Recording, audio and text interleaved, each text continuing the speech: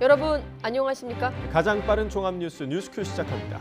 창사 31년 만에 업계 대표인 이마트가 전사적인 희망퇴직을 실시하면서 유통가의 긴장감이 감돌고 있습니다. 알리익스프레스 등 중국 이커머스 업체의 급성장과도 맞물려 있는데요. 뉴스큐 오늘은 경제 이슈들 들여다보겠습니다. 네, 이제 13일 남았습니다. 매주 월요일과 목요일 국회 여야 반장과 함께 판세를 분석하고 있는데요. 총선 이안에 있다 해서 정리해드립니다. 네, 목요일 뉴스큐 그럼 버스 파업 협상 타결 속보로 시작하겠습니다. 총파업 돌입을 예고한 서울 시내버스 노조와 서울시 버스운송 사업조합이 막판 협상이 오늘 오후 3시에 타결됐다 이런 속보가 들어왔습니다. 네, 협상을 어제 오후 3시에 시작을 했으니까 협상 시작한 지 24시간 만에 타결이 된 거고요. 오늘 새벽 4시 파업에 돌입한 지 11시간 만입니다. 양측이 임금 인상안에 합의했다고 하는데 발표 내용부터 들어보겠습니다. 예, 안녕하십니까. 서울시 도시교통실장 윤종장입니다. 먼저 오전부터 이어진 시내버스 파업으로 시민 여러분들께 불편을 드리게 되어 죄송하다는 말씀을 드립니다. 서울시가 어제 27일부터 시내버스 노사 간 임금 협상 합의를 지속적으로 이끌어낸 결과 28일 오늘 오후 3시 20분부로 협상이 최종 타결되었습니다. 타결 즉시 모든 시내버스가 정상 운행 개시되었음을 말씀드립니다. 올해 노사 양측 간 합의를 이루어낸 임금 인상안은 대구, 부산 등 타 지역과 동일 수준인 4.48%입니다. 명절 등 특수 시기에는 대중교통 연장 운행이 이루어지는 점을 고려해서 명절 수당 65만 원이 포함되었습니다.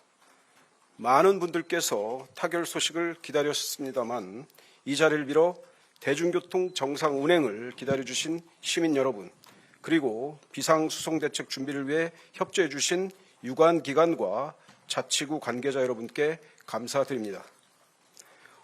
오늘 퇴근길부터는 시내버스 전 노선의 운행을 즉시 개시하고 대중교통 운행도 평시와 같이 정상적으로 운행할 예정입니다.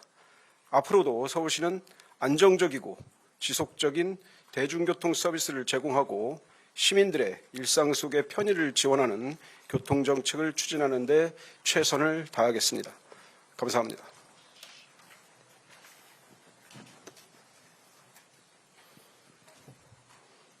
네, 질문 받겠습니다.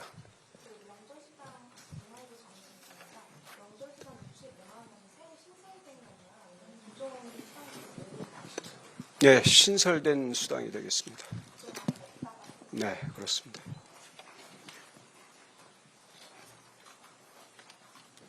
네. 예, 문화일보 민정혜 기자입니다. 그러면은 다른 지자체는 명절 수당 자체가 없는 건가요? 예, 있는 자치단체도 있고요, 없는 자치단체도 있고, 예, 자치단체마다 다소 다르게 부부되어 있습니다. 네, 지자체에 대한 질문도 있었는데 답변까지 들어봤습니다. 다시 한번 속보를 요약해보면 11시간 만에 파업은 철회가 됐고요. 서울시는 시내버스 전 노선의 정상 운행을 조금 전 3시부터 실시한다고 밝혔습니다. 네, 취재기자 연결해서 더 자세한 소식 알아보겠습니다. 김종균 기자. 네, 정국부입니다. 네, 그러니까 서울 시내버스 노조가 파업을 전면 철회한 거죠? 네, 그렇습니다. 서울 시내버스 노사 간 임금 협상이 최종 타결됐습니다. 이에 따라 오후 3시부터 서울 시내버스 전 노선이 정상 운행을 합니다. 서울시에 따르면 노사 양측은 임금 인상률 4.48%, 명절 수당 65만 원에 합의했습니다. 다시 한번 말씀드리겠습니다. 서울 시내버스 노사는 임금 인상률 4.48%에 합의했습니다. 새로이 명절 수당 65만 원도 포함됐습니다. 서울시는 이에 따라 비상수송 대책을 적시 풀고 대중교통 정상 운행에 돌입한다고 밝혔습니다. 연장 예정이었던 지하철, 전세버스 등 대체 교통 투입도 철회됩니다. 앞서 노사는 어제 오후 2시 반부터 오늘 새벽 2시까지 진행된 서울지방노동위원회 조정회의에서 이견을 좁히지 못하고 협상 결렬을 선언했습니다. 이어 새벽 4시 첫 차부터 예정대로 버스 파업에 들어갔습니다. 서울버스 파업은 2012년 이후 12년 만입니다. 하지만 양측은 파업 돌입 이후에도 물밑 대화를 이어오다 파업 돌입 11시간 만에 협상 타결을 선언했습니다. 이에 따라 오늘 퇴근길 버스 운행은 정상화될 것으로 보입니다. 지금까지 전국부에서 YTN 윤규입니다. 네, 이렇게 협상이 타결돼 1시간 전부터 정상 운행되면서 퇴근길은 피해갔지만 아침만 해도 출근길 극심한 혼잡이 있었습니다. 네, 파업인지 모르고 정류장에 나온 시민들도 많아서 이 다른 교통편을 찾느라 지각이 속출했습니다. 윤태인 기자의 보도입니다. 해가 떠오를 무렵 버스 정류장입니다. 평소 같으면 출근길 시민들로 붐벼야 하지만 지금은 한산하기만 합니다. 건널목을 건너는 사람은 눈에 띄지만 버스를 기다리는 사람은 보이지 않습니다. 버스 전광판에는 경기도에서 오는 버스를 제외하면 도착 예정 시간이 뜨지 않습니다. 평소 20종류 넘는 시내버스가 정차하는 서울 여의도 환승센터입니다. 도로에는 수많은 자동차가 오가고 있지만 시내버스는 단 한 대도 보이지 않습니다. 서울 시내버스 노사가 임금 인상안을 두고 11시간 넘는 마라톤 협상에 나섰지만 합의를 보지 못해 새벽 첫 차부터 파업에 돌입한 겁니다. 지난 2012년 이후 12년 만입니다. 파업 소식을 미처 알지 못한 시민들은 출근길 큰 혼란에 빠졌고 결국 발이 묶인 시민들은 대체 교통수단을 찾아 발을 동동 굴러야 했습니다. 파란 버스 말고 다른 버스들만 와서 좀 출근하는데 좀 어려움이 있는 것 같습니다. 9시부터 지금 기다리고 있는데 택시가 안 오고 있네요. 다 예약이 되는. 지하철에는 갑작스럽게 많은 시민이 몰리면서 출근길 혼잡이 가중됐습니다. 네, 평상시보다는 한 두 배 가까이는 안 되는데 한 1.5 정도는 되는데 버스가 이렇게 발이 묶인다는 것에 대해서는 좀 저희 시민의 한 사람으로서 조금 불만이 조금 있습니다. 네. 하루 평균 361만 명이 이용하며 서울 시민의 발이 되어주는 시내버스. 버스 7천여 대가 동시에 차고지에 멈춰서면서 출근길과 등굣길에 지각이 속출하고 시민들이 큰 불편을 겪어야 했습니다. YTN 윤태일입니다. 네, 공식 선거운동 첫날 저마다 의미 깊은 장소에서 유세 일정을 시작한 여야는 서로를 향해 심판론을 꺼내 들었습니다. 여당은 이재명 조국 대표 심판을, 또 민주당은 정권 심판을 강조하고 있는데 취재기자 연결해서 13일 남은 총선 분위기 알아보겠습니다. 김경수 기자. 네, 국회입니다. 네, 먼저 국민의힘 한동훈 비대위원장 오늘 어떤 행보를 하고 있습니까? 네, 한동훈 위원장은 오늘 오전 마포에서 시작해 서대문, 용산, 성동, 광진, 동대문, 강북, 도봉 등 서울 곳곳을 돌며 국민의힘 후보 지원 유세를 하고 있습니다.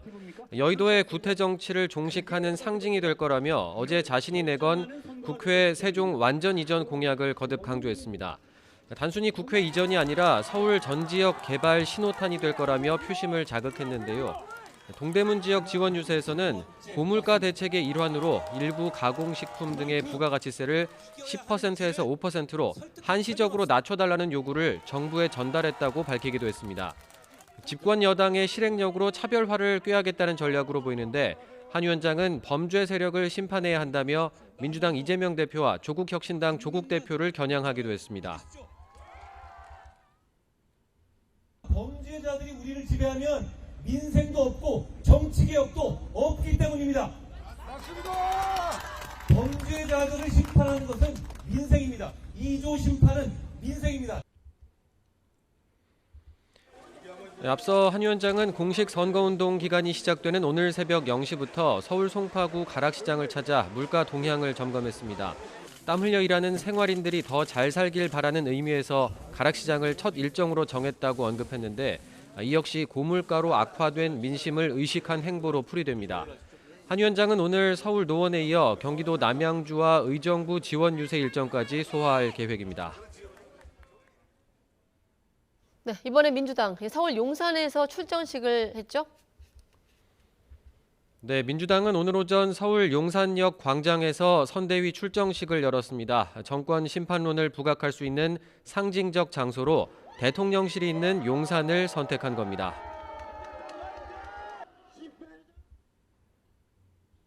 이번 선거는 민주당과 국민의힘이 대결하는 장이 아닙니다. 이번 선거는 국민이 주인임을 보여주는 심판의 장입니다. 이재명 대표는 민생 파탄과 이태원 참사 등을 거론하며 용산에서 민주당 후보가 이겨야 정권의 책임을 물을 수 있다고 강조하기도 했습니다. 이번 총선 목표는 최대 151석이라며 낙관론을 경계하면서 거듭 낮은 자세로 지지를 호소했습니다. 이 대표는 출정식 뒤에는 서울 중성동갑 전현희 후보 지원 유세에 나섰습니다. 이 지역 출마를 희망했지만 공천 배제된 임종석 전 대통령 비서실장도 함께했는데 총선 승리를 위해 힘을 합치는 모습을 보였습니다. 이 대표는 주요 승부처인 서울 동작구 지원 유세까지 마친 뒤엔 자신의 지역구가 있는 인천으로 이동합니다. 원희룡 후보와 양보할 수 없는 승부를 앞둔 만큼 오늘 아침 출근길 인사에 이어 저녁에도 계양을 주민들을 만나면서 지지를 호소할 예정입니다. 네, 그렇군요. 이번엔 마지막으로 제3지대 정당 동향까지 알려주시죠. 네, 조국혁신당 조국 대표는 부산에서 출정식과 기자회견을 열고 선거운동에 돌입했습니다. 조 대표는 부마항쟁 진원지인 부산에서 시작해 대구, 대전, 서울까지 정권심판 여론을 확산하겠다고 밝혔습니다. 녹색정의당은 오늘 0시 이태원 참사 현장 추모와 서울시청 합동분향소 헌화로 공식 선거운동을 시작했습니다. 새로운 미래는 서울 가락시장에서 선거운동에 돌입한 데 이어 대전 그리고 이낙연 대표가 출마한 광주에서 선대위 출정식을 엽니다. 개혁신당은 공식 선거운동 첫 일정으로 서울 영등포 소방서를 격려 방문했고 이준석 대표는 출마 지역인 경기 화성 일정에 집중했습니다. 지금까지 국회에서 전해드렸습니다. 네, 그런가 하면 국민의힘의 비례대표 위성정당이죠. 국민의 미래 이뉴한 선거대책위원장은 공식 선거운동 첫날 광주 5.18 민주묘지를 방문해 역사 왜곡 처벌을 강화하자고 제안했습니다. 인 위원장은 오늘 5.18 민주묘지를 참배한 뒤 기자들을 만나 민주화운동을 폭동이라고 비하하거나 왜곡하는 건 광주 시민을 2번 죽이는 일이라며 이같이 말했습니다. 이어 5.18 정신과 역사를 올바르게 가르치는 게 중요하다면서 이제는 민주화 유공자들을 서울로 모셔 항일 투쟁 열사들과 비등하게 대접해야 한다고 덧붙이기도 했습니다. 문재인 전 대통령이 경남 지역에 출마한 더불어민주당 소속 후보들의 선거 지원에 나섰습니다. 문 전 대통령은 어제 오전 경남 거제시를 찾아 해당 지역구 민주당 변광용 후보와 함께 계룡산을 올랐습니다. 이 자리에서 문 전 대통령은 거제는 대통령을 2명 배출했는데 계룡산이 그 기운의 뿌리라며 변 후보가 좋은 기운을 듬뿍 받길 바란다고 말하기도 했습니다. 네, 여야는 또 8일 앞으로 다가온 사전투표에도 촉각을 곤두세우고 있습니다. 본투표에 앞서 한 표를 행사하는 유권자들이 늘면서 지지층 참여율을 높이는 데 주력하고 있습니다. 나혜인 기자입니다. 4년 전 총선 당시 전체 투표자의 40%는 사전투표 날 한 표를 행사했습니다. 지난 대선에선 47.8%가 미리 투표해 사실상 표심 절반이 본투표 전에 결론났습니다. 2013년 재보궐선거 때 처음 도입된 사전투표에 익숙해진 유권자들이 많아지면서 여야의 셈법은 복잡해지고 있습니다. 국민의힘은 공식 선거운동 초반 굵직한 정책 공약을 집중적으로 발표해 지지층을 투표장으로 유도한다는 계획입니다. 하지만 전통적 지지 기반인 60대 이상 보수층 유권자 사이에 사전투표에 대한 불신이 남아있다는 건 고민스러운 부분입니다. 선관위가 투표함 주변 CCTV 공개와 추가 수검표 같은 절차를 마련했지만 4년 전 총선 때 불거진 부정선거 시비 여파가 가시지 않은 겁니다. 수개표를 병행합니다. 여러분, 걱정하지 마십시오. 사전투표, 본투표 가리지 말고 무조건 투표장에 가십시오. 민주당은 투표율이 높을수록 승산이 커진다고 보고 사전투표 독려 전략을 고민하고 있습니다. 이종섭, 황상무 리스크 등 여권발 이슈가 부각된 만큼 지지층뿐 아니라 중도층이 투표장에 많이 나올수록 유리하다고 판단하는 분위기입니다. 최소한 지난 총선 때보다 사전투표율을 올리겠다는 목표를 세우고 거리 유세와 SNS 등을 통한 캠페인에 나설 계획입니다. 이제 투표율이 얼마냐가 제일 중요한 거거든요. 결국 여론조사만 갖고 되는 건 아니고 4월 5일 날이 이제 사전투표 아닙니까? 그때 얼마나 나오는가 보면 짐작은 갈 거라고 보는데 사전투표는 다음 달 5일부터 이틀 동안 진행됩니다. 본투표는 4월 10일이지만 선거 전반전은 사실상 일주일 앞으로 다가온 셈이라 여야 움직임은 더 분주해질 것으로 보입니다. YTN 나인입니다.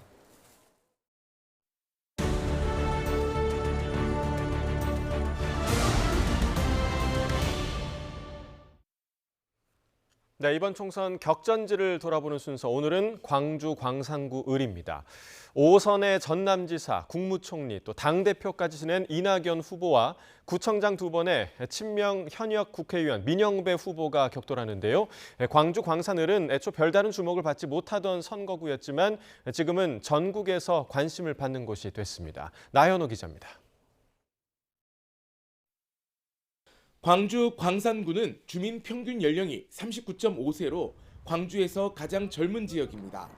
특히 광산을 지역은 첨단과 수안지구를 비롯한 광주의 대표적인 신도시가 자리 잡고 있습니다.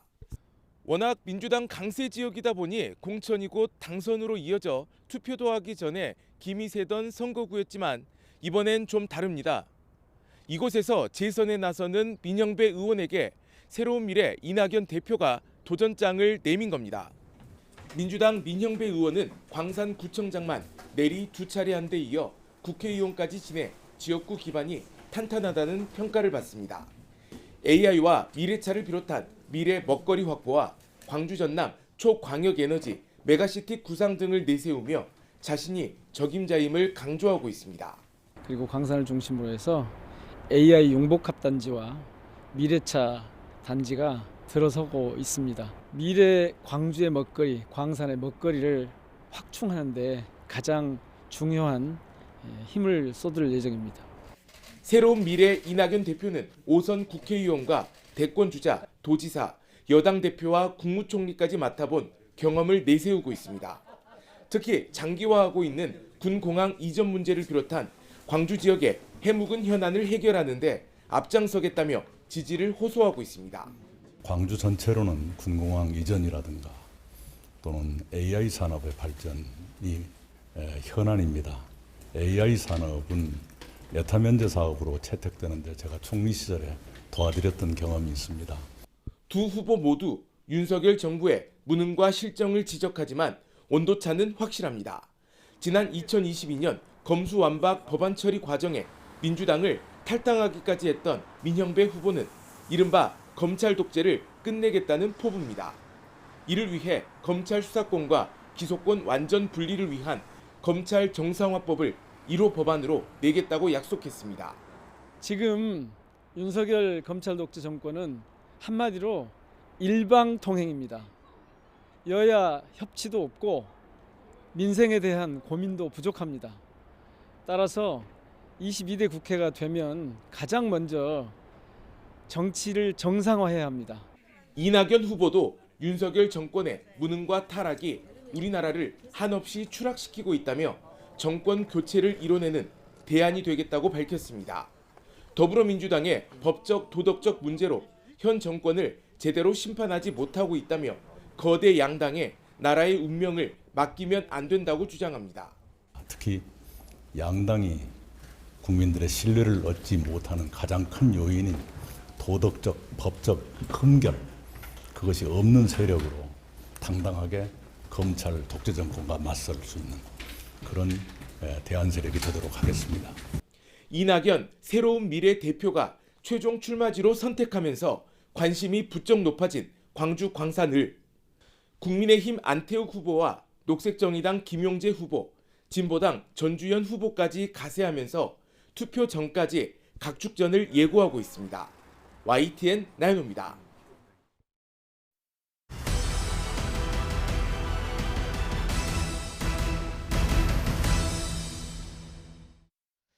네, 22대 총선 공식 선거운동이 오늘부터 시작이 되면서 후보들의 마이크도 켜졌습니다. 앞으로 13일간 뜨거운 열전이 이어질 예정인데 남은 기간 선거전의 쟁점을 한번 짚어보겠습니다. 정치부 여야 국회 반장과 함께하는 총선 이 안에 있다. 오늘도 이종원 반장, 또 안윤학 반장 두 기자와 함께하겠습니다. 어서 오십시오. 안녕하세요. 네. 저는 그 전국 대담하면서 가장 많이 듣는 단어가 리스크 관리거든요. 취재하는 두 분은 좀 어떤 말을 많이 듣는지 먼저 한번 물어보죠. 요새 이제 국민의힘 관계자들하고 통할 일이 선거 때문에 좀 많죠. 그래서 네. 어떤 현안이나 어떤 대책이나 이런 것들을 묻는 경우가 많은데 대부분 하시는 말씀이 세 글자입니다. 고심중. 고심중. 예.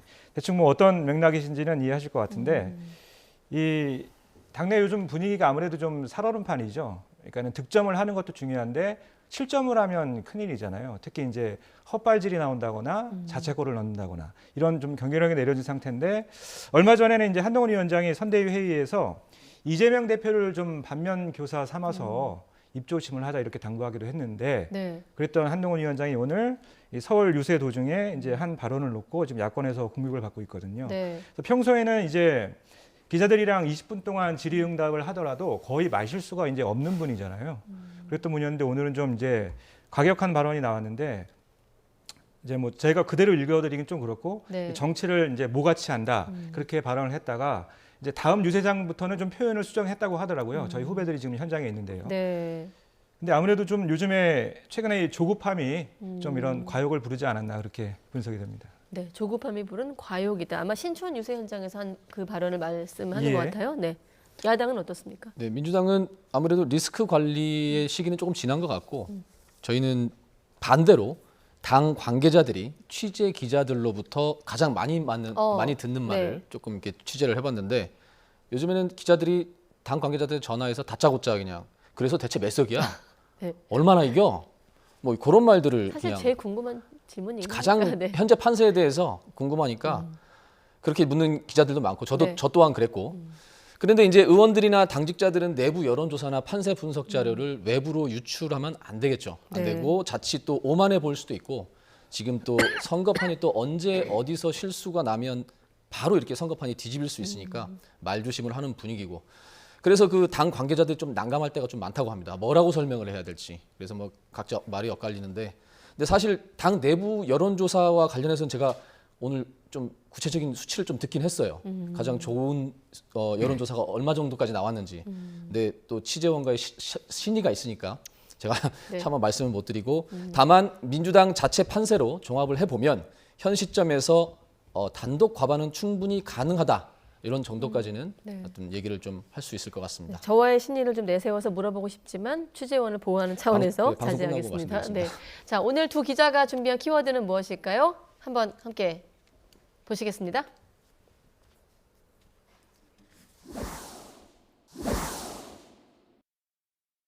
굳히기. 자, 오늘부터 선거운동이 시작이 됐습니다. 현장에서 분석하는 어떻습니까? 첫날 동선과 의미를 한번 짚어볼까요? 예, 오늘 국민의힘하고 국민의 미래는 이 자정, 그러니까 새벽 0시부터 서울 송파에 있는 가락시장에서 첫 공식 선거 운동을 시작했거든요.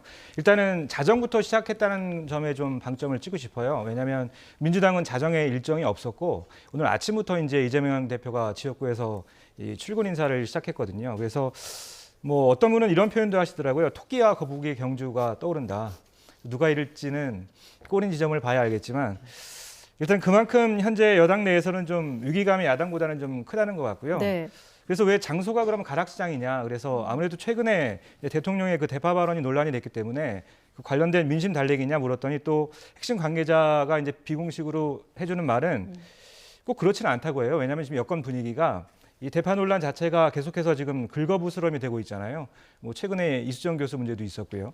그래서 언급 자체를 좀 꺼려하는 분위기고 다만 이제 가락시장이라는 곳이 이 밤샘 노동자들이 있는 곳이고 또 자정 시간에 사람들이 많이 몰리는 곳이 이렇게 많지는 않고 또 이 도시와 농촌이 또 만나는 곳이다. 이런 상징성을 좀 생각을 했다고 하고 그래서 오늘 한동훈 위원장은 송파 이 가락시장을 시작으로 해서 하루 종일 지금 서울을 돌고 있고 서울에서만 11군데를 가고요. 또 이따가 저녁 때는 경기 남양주와 의정부까지 모두 13곳에서 지원 유세를 펼치는 강행군을 펼치고 있습니다. 내일도 서울 강남하고 경기권을 찾을 예정으로 알려져 있는데 이 수도권 전체 의석이 전체의 절반가량에 달하잖아요. 네. 122석이라서. 그래서 아마 이 서울에서는 그 여권에서는 당연히 지금 반대기 좀 절실한 상황인데 그래서 좀 전체적으로 오늘 일정을 좀 총평을 해보면 이 고개는 좀 끄덕거리지는 그런 일정이긴 한데 뚜렷한 선명한 메시지는 보이지 않는 그런 유세 일정이다 이렇게 평가할 수 있을 것 같습니다. 고개는 끄덕여지지만 선명성은 좀 부족하다 이런 해석이었고 민주당 같은 경우는 오늘 아무래도 임종석 전 실장의 좀 등장도 궁금한데 포함해서 한번 설명해 주시죠. 네, 민주당은 아까 말씀해 주셨다시피 그 새벽 0시 일정이 없었어요.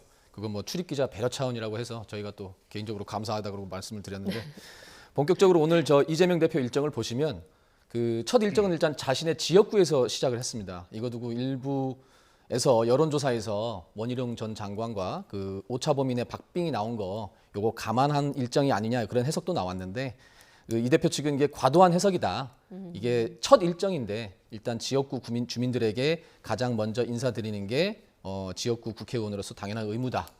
그렇게 이제 일정을 소화했고요. 그리고 다소 이제 좀 상징적이죠. 그러니까 정권의 심장부라고 할 수 있는 용산에서 정권 심판 선대위라는 그 출정식을 갖고 그 다음에 이제 바로 중성동 갑으로 옮겼는데 네. 이게 또 의미가 있습니다. 그러니까 공천 갈등의 중심 인물이었죠. 임종석 전 대통령 비서실장과 함께 하나된 민주당을 외치는 그런 컨셉으로 이렇게 일정을 소화했습니다. 그 다음에 이제 주목할 일정이 바로 이제 서울 동작울로 갔어요. 류삼영 후보 네. 그 유세를 지원하러 갔는데 이게 속된 말로 저희가 얘기하기로는 이게 틈만 나면 가고 있습니다. 대표가 이게 짬이 날 때마다. 그러니까 지금 지난 12일부터 보름여 동안 5번째 벌써 방문을 하는 거거든요. 네. 이게 근데 반대로 얘기하면 정치적으로 해석하면 그만큼 어렵다는 얘기입니다. 그러니까 그 다른 지역은 몰라도 이 지역만큼은 뒤집기 시도다. 이렇게 이 대표 측은 그렇게 해석을 하고 있어요. 상대가 나경원 후보. 나경원 네. 예, 전 의원입니다. 대표죠. 그래서 예. 또 다른 관계자가 솔직하게 이제 푸념을 해주는 게 이거 쉽게 잘 안 오르네 이런 푸념을 좀 해주더라고요. 그만큼 네. 아까 말씀하신 나 전 의원이 지역구를 잘 닦아놨다는 그런 방증이기도 할 것 같습니다. 그러니까 아쉬운 거는 저나 이제 현장 취재 기자들이나 아니면 당 관계자들의 좀 판단이었는데 네. 사실 추미애 전 법무부 장관이 이제 많이 거론이 됐었잖아요. 지역 그 후보로. 근데 그렇게 거론이 됐을 때 일찌감치 좀 투입을 해서 이렇게 바람몰이를 좀 했으면 어땠을까 하는 아쉬움. 설령 류삼영 후보로 갔더라도 조금 더 일찍 결정을 해주지 너무 시간상 늦었다. 뭐 그런 좀 아쉬운 목소리가 나오고 있습니다. 물론 이제 선거라는 거는 투표함을 열어봐야 알 수 있는 거니까요. 그리고 이제 또 다른 관전 포인트로는 오늘 이제 김부겸 상임 공동위원장의 일정이었습니다. 네. 오늘 이제 부산 경남 지역을 지금 돌고 있는데 앞으로 이재명 대표는 수도권의 한강벨트, 그 다음에 이해찬 위원장은 대전 충청 중원, 그리고 이제 김부겸 위원장은 부산 경남 낙동강 벨트 중심으로 이렇게 돈다고 합니다. 네. 자, 그런가 하면 한동훈 위원장 어제 같은 경우는 이제 국회를 세종시로 완전 이전하겠다 이런 공약을 내걸으면서 이 화두를 던지니까 정치권에서 여러 목소리가 좀 나오고 있는데 자, 이 지금 시점에서 세종시 이전 공약 어떤 좀 의미를 부여할 수 있을까요? 일단은 뭐 국면 전환을 위한 승부수라고 봐야 되겠죠. 네. 왜냐하면은 이 세종 이전으로 중원 표심도 잡고 또 개발 이슈로 서울 표심도 잡는 그런 뭐 쌍끌이 공략으로 볼 수도 있겠지만은 그보다는 이 자신의 정치 시계를 취임 당시로 돌리고 싶다. 이 측근들의 분석입니다. 그래서 이 한동훈 위원장 여태까지 어록이 꽤 많았었는데 그 중에 전 대표적인 걸로 이걸 꼽고 있거든요. 먼저 들어보시겠습니다. 네. 최근에 장관님 화법이 여의도 문법과 다르다는 말이 있는데요. 여기에 대한 입장. 만약에 여의도에서 일하는 300명만 쓰는 고유의 어떤 화법이나 문법이 있다면 그건 여의도 문법이라기보다는 여의도 사투리 아닌가요? 저는 나머지 5천만이 쓰는 언어를 쓰겠습니다. 기억이 나네요. 지난해 11월 발언, 나머지 5천만이 쓰는 언어를 쓰겠다. 저렇게 말은 했습니다만 여의도 등판 이후엔 뭐 서초동 사투리를 쓴다. 또 이미 뭐 여의도 사투리의 능수능란하다 여러 평가가 나오고 있어요. 그렇죠. 저 한마디가 이제 계속 그 꼬리에 꼬리를 물면서 비판의 대상이 됐는데 네. 사실은 이제 한동훈 효과라는 것이 가장 큰 힘의 원천이 신선함이었잖아요. 정치 신인. 기존 정치권과는 좀 다를 것이다. 그런 기대감이 반영됐던 거였는데 이 정치에 입문해서 한 2달, 석 달 지나면서 공천 과정을 거치면서 이 화려한 언변에도 불구하고 이 같은 메시지가 반복되면서 피로감이 쌓였고 또 공천 과정에서는 당정 갈등까지 불거지면서 약간 이게 밥그릇 싸움처럼 비춰졌잖아요. 그래서 네. 결국은 여든 야든 뭐 독인 개긴 이런 결과를 초래했던 거죠. 그래서 결국은 이번 국회 이전 공약은 이 특정 지역을 위한 공약이기도 하지만 이 전체 선거판을 겨냥해서 이 공식 선거운동 전날 던진 한동훈 위원장의 승부수를 봐야 될 것 같고요. 이 야당에서 지금 정권 심판론을 주장하는데 그게 너무 지금 그 위력이 강하다 보니까 야당 심판론은 지금 게임이 안 되는 상황이거든요. 그래서 그렇다면 나는 여의도 정치를 종식하겠다. 여의도 정치를 심판하겠다. 이런 프레임을 전환하고자 그런 의도를 보이고요. 네. 실제 어제 저희가 한동훈 위원장과 꽤 가까운 분하고 이제 대화를 좀 했었는데 한 위원장의 강점을 환기시키는 그런 메시지다. 이렇게 해석해야 된다. 이런 얘기를 하더라고요. 물론 이제 논의 과정에서 최근에 이제 그 참모들 회의 과정에서 이제 아이디어가 나왔고 한 위원장도 이제 고심을 좀 했다고는 하는데 이게 사실은 처음 나온 얘기도 아니고 재탕 3탄 공약이다 이런 비판이 있을 수 있고요. 또 이 약간 개헌 이슈가 있잖아요. 그걸 이제 알고 있으면서도 이걸 발표했던 건 그런 논란을 거쳐서 이슈화가 되면 이슈화가 될수록 오히려 이 한동훈 위원장이 바라는 국면 전환에는 더 효과가 있을 것이다. 그런 판단을 내린 것으로 보입니다. 네, 한동훈 위원장의 강점을 환기하는 메시지다라고 이제 측근이 핵심 관계자가 얘기했다고 했습니다만 어제 야권 인사 같은 경우는 최근 행보에 대해서 보수 집결을 위한 좀 급조되고 퇴행적 행보다 이런 시각도 있었는데 야당 반응은 어떻습니까? 네, 일단은 사실 뭐 지역 균형 발전이나 아니면은 그 국회 세종 분원 문제 같은 경우는 네. 민주당이 원래 주도를 했던 이슈라서 당 핵심 관계자들이 한두 명 정도 딱 한마디를 하더라고요. 이제 막 던지네 뭐 이런 말까지 하더라고요. 그러니까 이게 의정 갈등이나 이제 이종섭 주호주 대사 문제나 여권의 악재에서 살짝 이제 눈을 돌리기 위한 약간 급조된 공약이 아니냐 이렇게 하고 반응하고 있습니다. 그렇군요. 자, 여당 입장에서 최근에 3대 악재라고 하면 일단 이종섭 대사 논란, 또 의정 갈등, 그리고 아까 나갔던 대파 논란 아니겠습니까? 자, 여당에선 최근에 의정 갈등 중재도 화제인데 의대 증원 규모를 협상 테이블에 올리느냐를 놓고 당정한 목소리가 다르거든요. 자, 당 입장에서 좀 특별한 보관이 있는 건가요? 저희가 참 많은 관계자들의 이야기를 들어봤는데요. 당에서도 뚜렷한 보관은 없는 것으로 제 개인적인 결론입니다. 이제 최근 관심을 끌었던 이유가 이 2,000명 증원 입장과 관련해서 이 한동훈 위원장의 발언이 바뀌었기 때문이잖아요.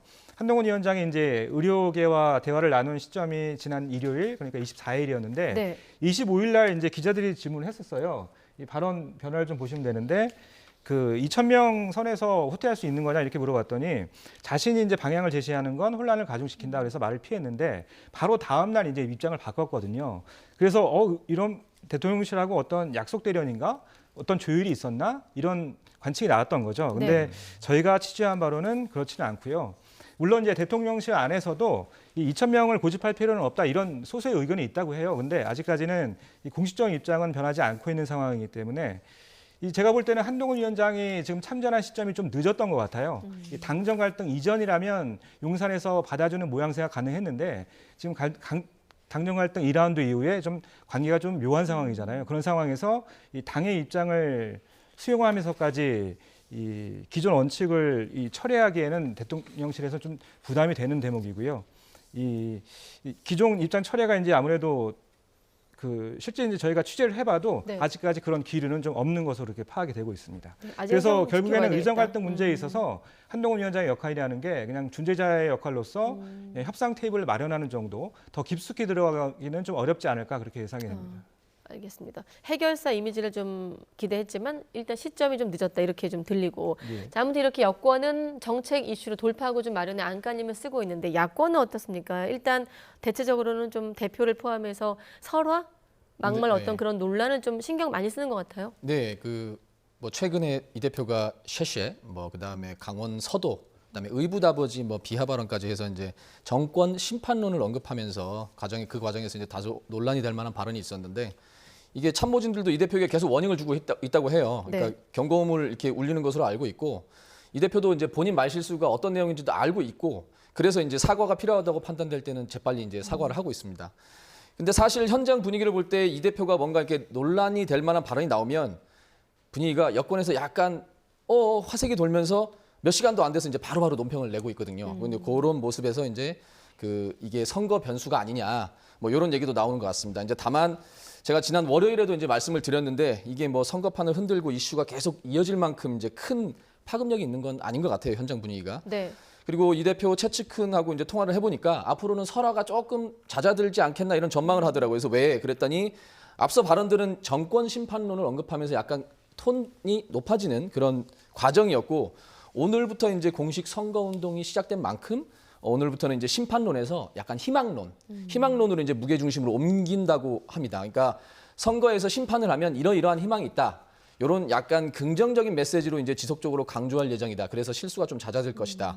그래서 이 대표가 근데 특히 조심스러워하는 부분은 이제 국민에게 오만하게 약간 비춰지는 부분. 아직 뭐 선거를 이긴 건 아니지만 그런 오만하게 비춰지는 것이라고 해서 200석 발언이 나오니까 강하게 경고를 했고 그리고 의석수 전망과 관련해서는 그래도 한 번도 이제 아직까지는 설화가 없었다는 점, 대표 스스로는 그런 점은 또 높은 점수를 주고 싶은 대목이기도 합니다. 그래서 결론적으로 앞으로는 겸손 모드의 희망론 이렇게 섞어서 그런 기조로 갈 것이라고 하는데 오늘 그 아까 말씀드린 용산 선거대책위원회 출정식에서 나온 발언 보시면 어떤 말인지 좀 이해가 갈 것 같습니다. 네. 혹시 뭐 준비한 발언이 있으면 좀 듣겠습니다. 예. 반드시 민주당이 독자적으로 일당을 해야 합니다. 여러분 도와주십시오. 그게 이 나라를 바로 세우는 길입니다. 여러분 민주당에게 딱 151석만 확보하게 해주십시오. 여러분 죽을 힘을 다해서 이 나라의 퇴행을 막겠습니다. 폭망한 경제가 더 이상 망하지 않도록 국회에서 국정을 감시하고 견제하겠습니다. 네, 이게 보면 과반 확보를 도와달라는 거의 읍소에 가까운데 앞으로도 계속 이런 기조로 나가겠다고 합니다.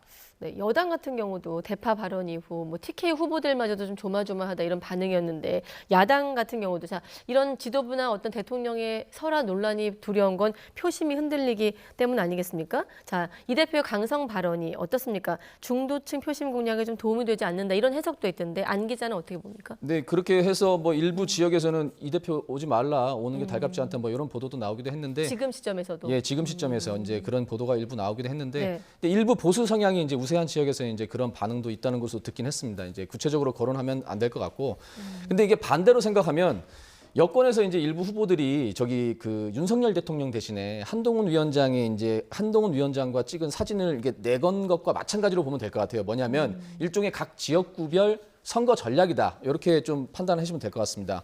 근데 그렇다고 이게 이제 전국적인 분위기냐 이제 그런 거는 아니라고 해요. 그래서 이 대표 측근하고 통화를 해보니 일부 지역에서 이제 그 이 대표 방문을 꺼려한다 뭐 이런 내용의 보도에 대해서 억지다 그건 억지다. 지금 오라는 데가 사실 많다. 근데 시간이 없어서 지금 못 가고 있다. 오히려 오지 말라고 하면 약간 고맙다는 얘기 뭐 그런 뜻으로 이해가 됐습니다. 네.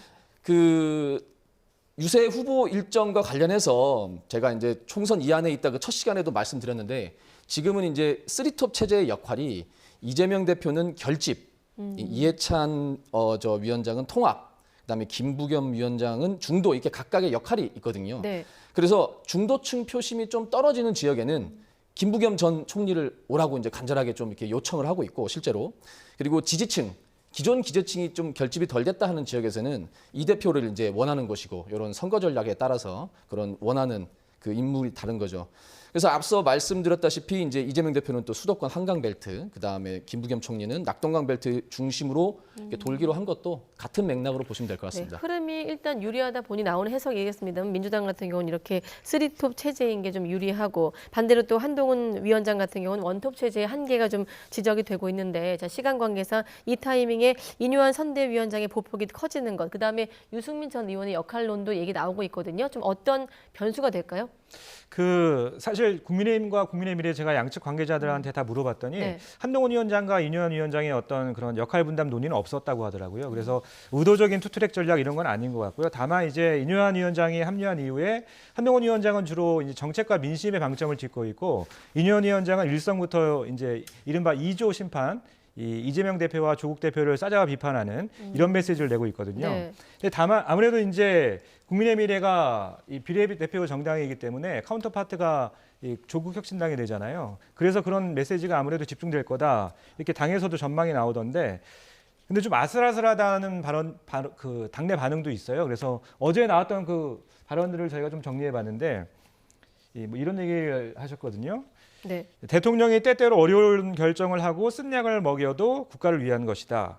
또 이종섭 대사 논란, 이 외국 같으면 이슈도 안 될 일. 이 사실 인유한 위원장 화법 자체가 좀 날카롭지 않고 유한 편이라서 그 좀 걸리는 부분이 있어도 그냥 넘어가는 경우가 과거에도 좀 있었거든요. 그런데 이런 발언 같은 경우에는 문장만 놓고 보면 좀 논란의 여지도 있는 거라서 좀 앞으로 이 발언에 대해서 좀 지켜봐야 할 부분인 것 같고 특히나 이제 걱정이 되는 부분은 비례대표 후보이기 때문에 본인이 이 선거운동 방식에 제약이 많대요. 그래서 방송 활동을 좀 많이 할 것으로 보이는데 좀 지켜봐야 할 것 같습니다. 네, 유승민 전 의원 같은 경우에는 어제 제가 직접 그 물어봤어요. 유승민 전 의원께. 그래서 그 내일 어느 후보 지원에 나선다고 하는데 당내 역할론에 대해서 어떻게 생각하시느냐 이렇게 질문을 드렸더니 이 당에서 요청한 건 없고 왜냐하면 지난 1월 달에 이 당 잔류를 선언한 이후에 네. 지금 2달 가량이 지났는데 당에서 연락받은 게 없다고 이게 답변을 하더라고요. 저희가 그래픽을 준비했는데요. 그래서 이제 결국엔 오늘 오후에 조금 오후 5시에 방문할 예정인데 이 경기 화성정의 유경준 후보 예전에 이제 KDI에서 같이 근무했던 인연이 있는데 이 개인 자격으로 지원 유세에 가는 것이고 앞으로도 이 후보들이 요청하면 개인 자격으로만 지원 유세를 펼치겠다. 또 국민의힘 내부에서도 당내에서도 이 별도의 계획은 없는 것으로 그렇게 확인이 되고 있습니다. 네, 일부에서는 이준석 신당이 만들어질 때 출마 조치까지 좀 했어야 되지 않은가, 이것도 좀 시점이 늦지 않은가 이런 시각도 있더군요. 합쳐서 한번 판단해 보시기로 하고, 자 민주당 같은 경우 지금 문재인 전 대통령 행보가 주목되고 있거든요. 이른바 낙동강 벨트 후보들과 좀 만나면서 선거 지원에 나섰다라는 해석이 있는데 예전에 이칠 권리였나요? 그거와 맞물려 또 해석되고요. 이칠 권리? 예. 네. 그 문재인 전 대통령이 네. 그 요즘에 부산 경남 지역 후보들을 잇따라 만나고 있는데 이게 이제 선거 지원으로 봐야 하냐.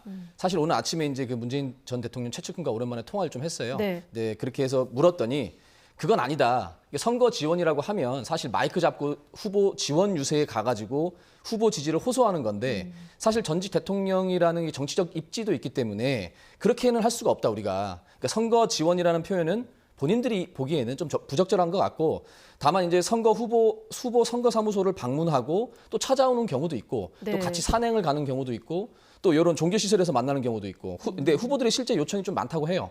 대통령 한번 오시라고. 그래서 선거 지원이라기보다는 약간 격려 방문. 예, 뭐 성격으로 좀 봐달라 이렇게 좀 해석을 하더라고요. 네. 그래서 사실상 근데 일정을 저희가 그래픽으로 준비했는데 일정을 보면 사실상 뭐 선거 지원이라고 언론은 해석할 수 있을 것 같고요. 여기서 이제 임종석 전 대통령 비서실장을 오늘 만나는데 그 앞으로 이제 임종석 전 실장이 낙동강 벨트를 이제 선거 지원을 한다고 밝혔잖아요. 네. 근데 거기에 어떻게 힘을 실어주는 그런 의미로 좀 해석을 할 수가 있을 것 같습니다. 네, 알겠습니다. 자, 이렇게 총선 앞두고 월요일, 목요일 여야 반장과 함께하고 있습니다. 총선 이 안에 있다. 다음 주 월요일에도 찾아뵙기로 하고 이종원 반장, 안윤학 반장과 함께했습니다. 수고했습니다. 수고했습니다. 감사합니다. 안녕하세요, 어머니. 찍어주면 뭐 해주나? 해달라는 거 다 해드리지. 어떻게 남편부터 바꿔드릴까?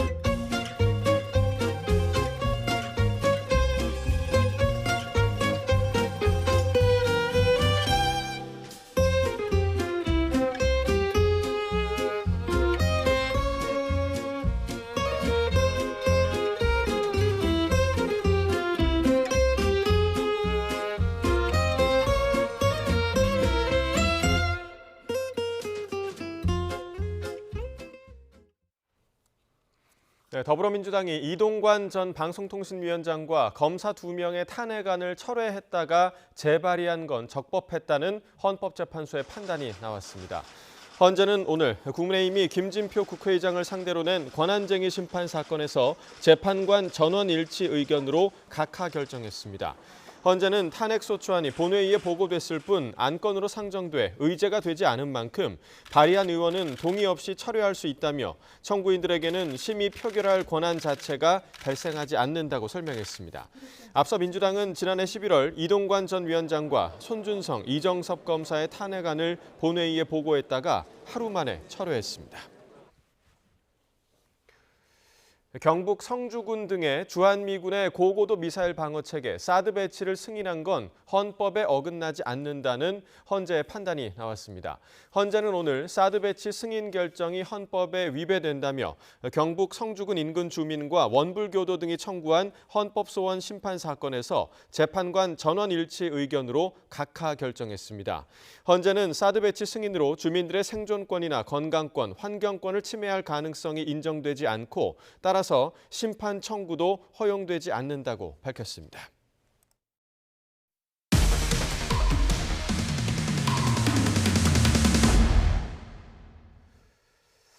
자유통일당 고문인 전광훈 목사가 YTN이 공천 헌금 의혹을 보도한 것에 대해 거래를 먼저 제안한 것도 아니고 돈을 받지 않았다며 가짜뉴스 생산을 멈추라고 주장했습니다. 전 목사가 비례대표에 100% 당선 가능하다며 특별당비를 입금하라고 요구하고 당 공천관리위원장이 관여한 정황이 담긴 녹취까지 추가로 확인됐습니다. 권준수 기자의 단독 보도입니다. 그동안 전광훈 목사는 공천 헌금 의혹을 제보한 A씨 측과 비례대표 자리를 대가로 한 거래가 없다고 주장해왔습니다. 하지만 비례 순번 발표 전 전 목사와 A씨 측이 나눈 대화를 들어보면 전 목사는 비례대표 순번을 두고 공천관리 책임자까지 언급합니다. 자매님 지금 몇 번 받았어 어제? 저 5번으로 알고 있습니다.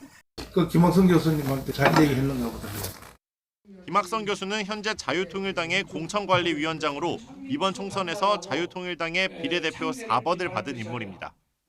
자유통일당 측은 대가성 헌금을 받았다면 전광훈 목사가 미리 A씨 측과 김 위원장을 연결해줬겠지만 그렇지 않았다면서 전 목사와 김 위원장 모두 공천 장사 의혹과 무관하다고 주장했습니다. 하지만 YTN이 확보한 추가 녹취에서 김 공관위원장은 당 비례대표 발표 열흘 전 비례 순번과 관련해 낮은 금액이 아니라며 대가성이 의심되는 대화를 나눕니다. 번호를 정할 거 아니에요. 예. 난 내 생각에는 미국보다 너무 부담을 가면 5개라도. 네. 그럼 5개도 우리 팀에 여기서는 낮은 금액 아니에요. A씨 측의 헌금을 재촉하고 전 목사를 설득하겠다는 말까지 전합니다. 추진을 내가 지금 적극하는데 이게 지금 뭐 하루 더 땡겨줘야 내가 볼 때는 목사님께 확실하게 목사의 마음을 내가 완전히 움직일 수가 있다고.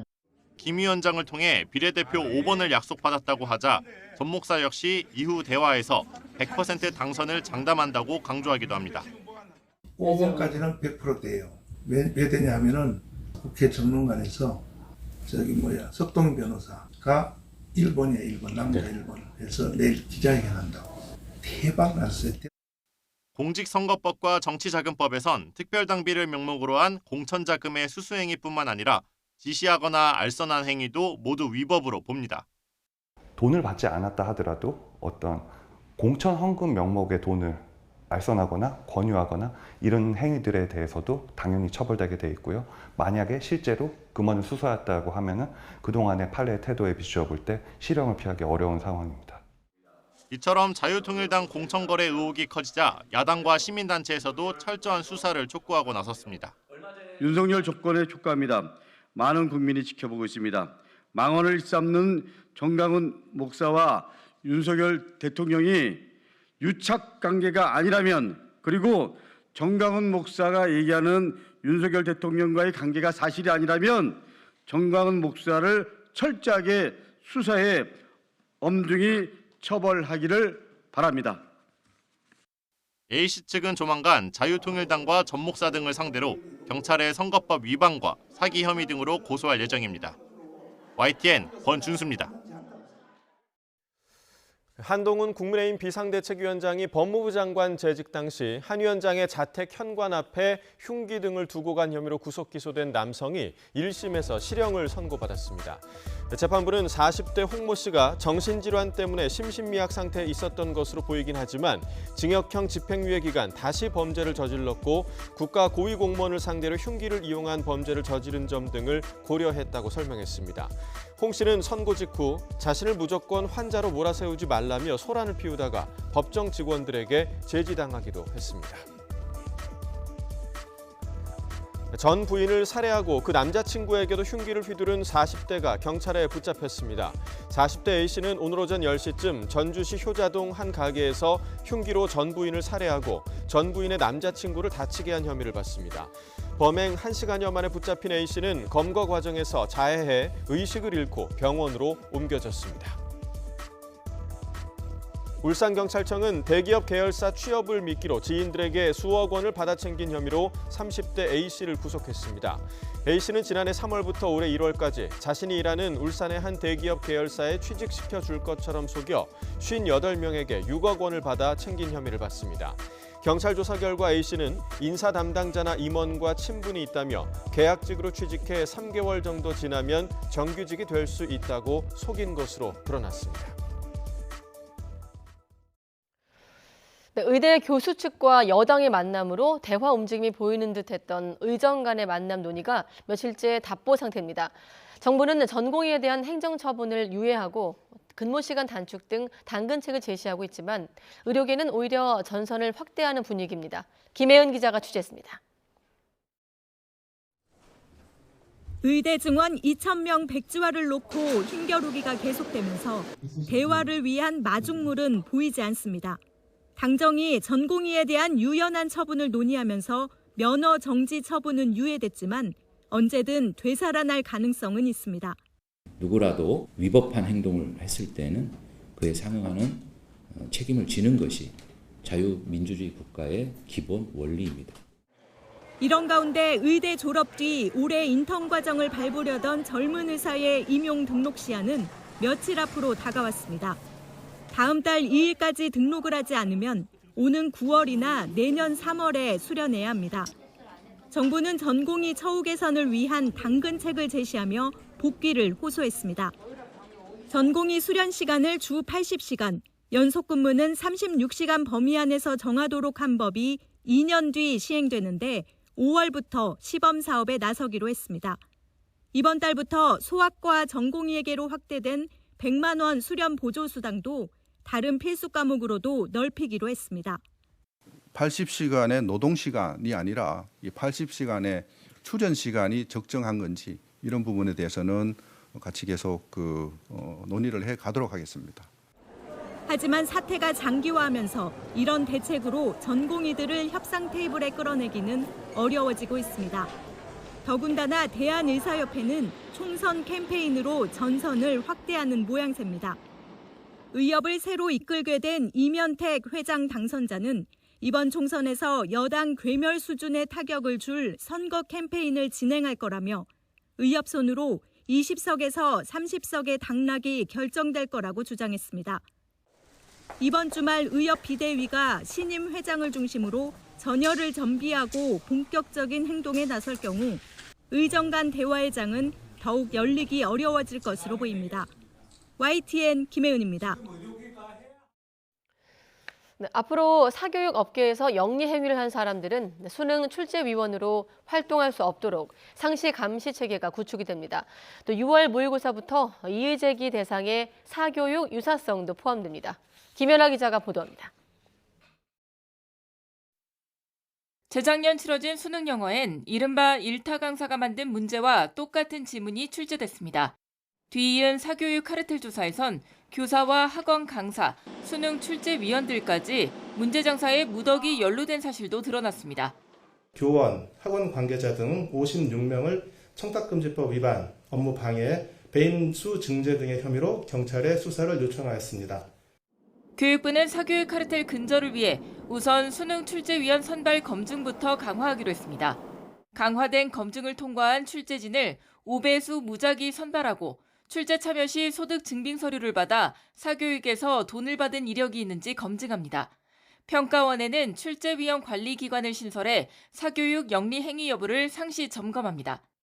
또 수능 직전까지 사교육 문제지와 사설 모의고사를 확보해 검토하고 수능 출제 점검위원회가 유사성 검증도 맡습니다. 문제 관련 이의 신청 대상에 사교육 연관성도 추가됐습니다. 출제위원회 사교육 영리 행위가 적발되거나 출제 문항과 사교육 문제 연관성이 높은 경우엔 수사 의뢰나 고발도 검토할 계획입니다. 수능 출제와 관련해서는 지난해 불수능 지적에도 킬러 문항 배제와 변별력 확보 기조를 이어간다고 밝혔습니다. 킬러 문항과 문항의 어떤 난이도는 별개의 문제입니다. 공교육 과정 내에서 출제한다 하더라도 문항은 변별을 위해서 이렇게 어렵게 난이도를 어렵게 구성할 수도 있고. 평가원은 특히 올해 의대 정원으로 실력 좋은 N수생이 역대급 증가할 것도 고려할 예정이라서 지난해에 이어 올해도 변별력 높은 수능이 될 가능성이 커졌다는 분석입니다. YTN 김현아입니다. 지난주 하락세를 멈추고 보합으로 돌아섰던 서울 아파트값이 소폭 상승했습니다. 한국부동산원은 오늘 이번 주 서울 아파트값이 지난주보다 0.01% 올랐다고 밝혔습니다. 서울의 아파트값은 지난해 12월부터 15주 연속 하락하다 지난주 보합으로 돌아섰습니다. 부동산원은 일부 선호단지 위주로 급매가 소진된 후 매수 문의가 증가하는 모습이라고 설명했습니다. 부동산 침체에다 공사비 대란으로 얼어붙은 건설 경기를 활성화하기 위해서 정부가 공공부문 공사비 증액을 추진합니다. 정부는 오늘 건설 경기 회복 지원 방안을 발표했는데 우선 급등한 물가 상승분이 공사비에 적정하게 반영될 수 있도록 물가 반영 기준을 바꾸는 방안을 검토합니다. 또 민간이 참여하는 공공주택 사업장에는 물가 상승분 등을 반영해 공사비를 지난해보다 15% 올릴 예정입니다.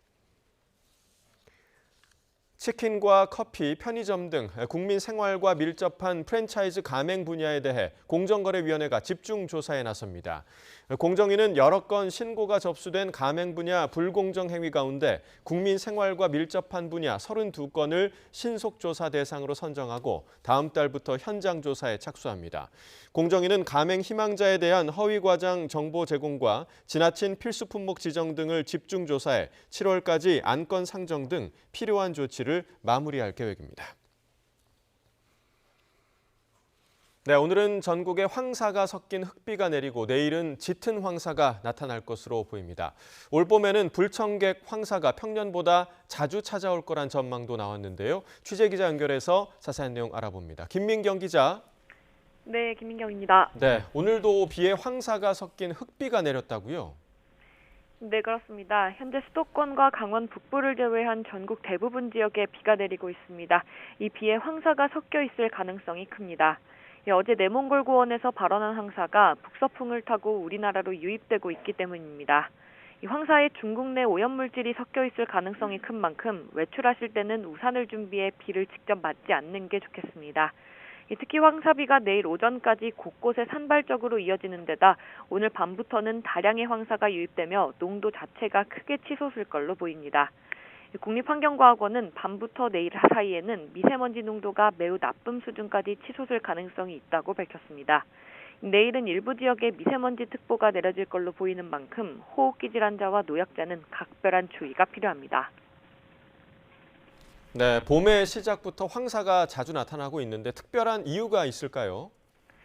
네, 그렇습니다. 고비 사막과 내몽골고원 등 황사 발원지의 기온이 평년보다 높고 강수량이 매우 적어 건조한 날씨가 이어지는 게 원인입니다. 그만큼 대규모 황사가 발생하기 좋은 조건이라는 겁니다. 여기에 이 모래먼지를 우리나라로 실어 나를 북서풍이 부는 기압 배치가 자주 만들어지며 황사 공습이 잦아질 거라는 분석입니다.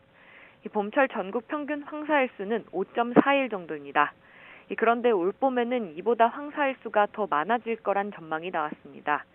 지난해 서울은 봄철 황사일수가 무려 15일에 달하기도 했습니다. 황사로 인한 고농도 미세먼지가 나타나면 노약자와 호흡기 질환자는 외출을 자제하고 외출 시에는 KF80 이상의 보건용 마스크를 착용해야 합니다. 지금까지 문화생활과학부에서 YTN 김민경입니다.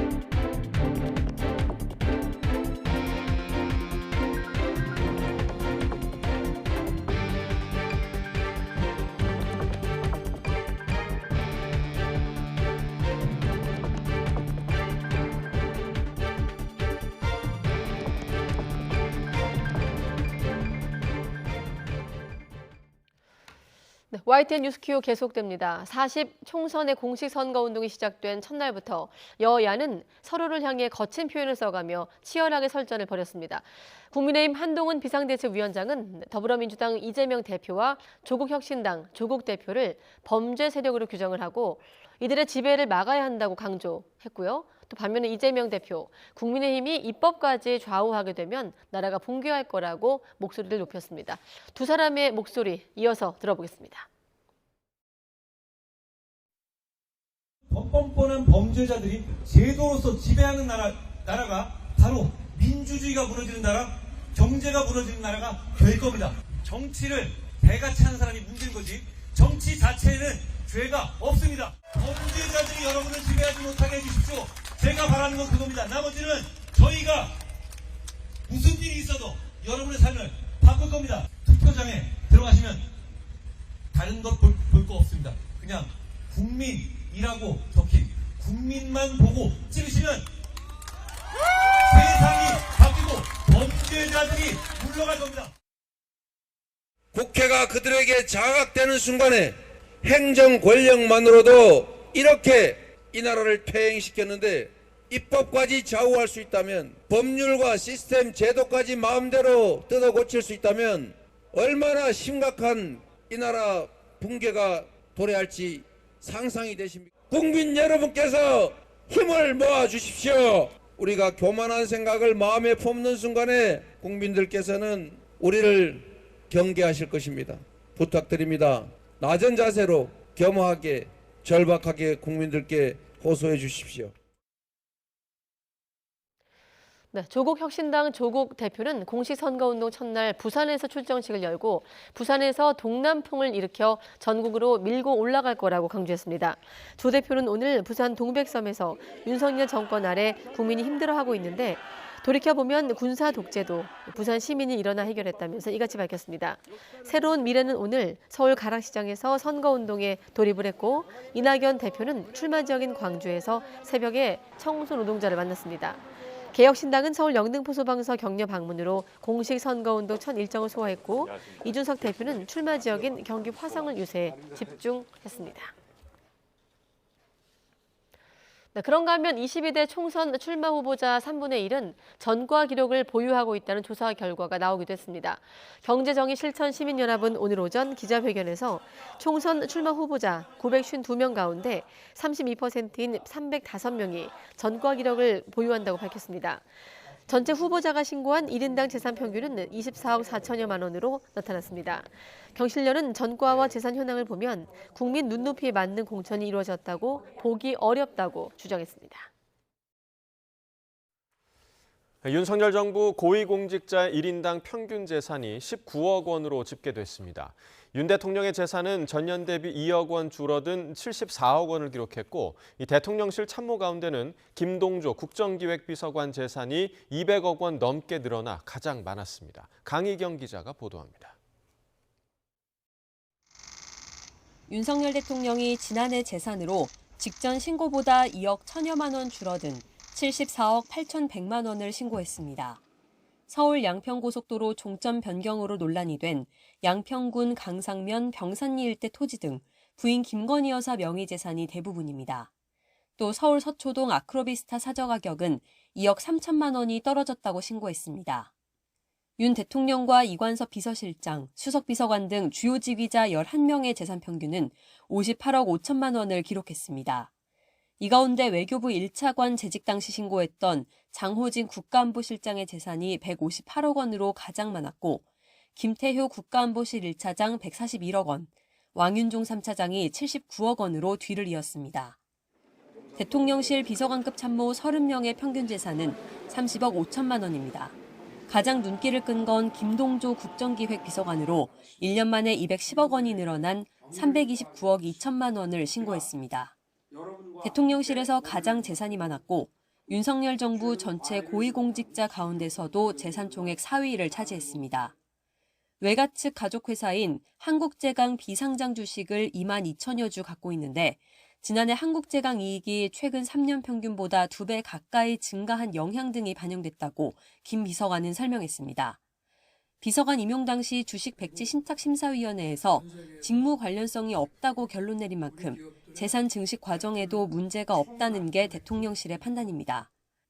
올해 정부 공직자윤리위원회에 재산을 신고한 공직자는 1975명, 재산 평균은 19억 101만 원으로 직전 연도보다 5천만 원 가까이 줄었습니다. 재산 공개 대상자 1,975명 중 50.5%인 997명의 재산은 감소하였고 49.5%인 978명의 재산은 증가하였습니다. 대통령실 참모들 가운데서도 절반가량은 재산이 줄었는데 공시가격 하락 등으로 집값이 떨어진 영향이 컸습니다. YTN 강희경입니다. 네, 이종섭 주 호주 대사가 참석하는 방산협력 주요 공관장 합동회의가 열렸습니다. 이 대사가 귀국한 지 일주일 만에 열린 것으로 이 방산회의 관련 일정은 다음 주에도 이어질 예정입니다. 신현준 기자의 보도입니다. 이종섭 주 호주 대사가 귀국 일주일 만에 서울 외교부 청사에 모습을 드러냈습니다. 6개 나라 주재 대사가 참석하는 방산협력 주요 공관장 회의에 참석하기 위해서입니다. 굳은 표정의 이 대사는 쏟아지는 기자들의 질문에 아무런 답도 하지 않고 회의장으로 향했습니다. 언제까지 국내에 계실 예정이신가요? 회의에는 호주와 사우디아라비아 등 6개국 주재 대사와 외교부와 국방부, 산업통상자원부의 장차관, 방사청장 등이 참석했습니다. 외교부는 회의에서 글로벌 방산 수출 현황과 정책 과제 등을 논의했다고 밝혔습니다. 6개국 공관장 합동 공관장 회의에서는 방산 협력 그리고 수출 지원을 위한 복합적인 모든 사안들이 집중적으로 논의될 예정입니다. 하지만 회의 급조 논란은 여전합니다. 출국 11일 만에 귀국한 이 대사는 방산 공관장 회의 참석을 이유로 들었는데 정작 그 회의가 일주일 뒤에야 열렸기 때문입니다. 또 일부 대사만 참석한 방산 공관장 회의가 전례가 없는 데다 국방부와 산자부 장관이 다른 일정으로 개회 때 자리를 함께하지 못한 것도 회의 급조 가능성을 내비치는 대목입니다. 방산 관련 공관장 회의는 다음 주에도 이어집니다. 외교부 당국자는 6개국 대사가 함께하는 방산업체 방문 등의 일정이 다음 주에도 예정돼 있다고 밝혔습니다. 대사들은 일정이 끝나는 대로 개별적으로 주재국으로 돌아가지만 이 대사는 호주와의 2+2 외교 국방장관 회의 준비와 전체 공관장 회의 등이 이어지면서 국내 체류가 더 길어질 전망입니다. YTN 신현주입니다. 정재호 주 중국 대사가 부하 직원에게 부적절한 언행을 했다는 이유로 갑질 신고를 당했습니다. 외교부는 정 대사가 갑질과 폭언을 했다는 제보가 들어와 사실관계를 확인하고 있다고 밝혔습니다. 소식통에 따르면 베이징 주중 대사관에 근무하는 한 주재관은 정 대사가 자신에게 머리가 나쁘다는 등의 모욕적인 언행을 했다며 이달 초 정 대사를 외교부에 신고한 것으로 전해졌습니다. 정 대사는 부임 이후 중국 외교부 주요 인사와의 접촉이 거의 없어 국회에서 지적을 받았고 브리핑에서 특파원들의 질문을 받지 않아 언론과의 불통으로도 논란을 빚고 있습니다.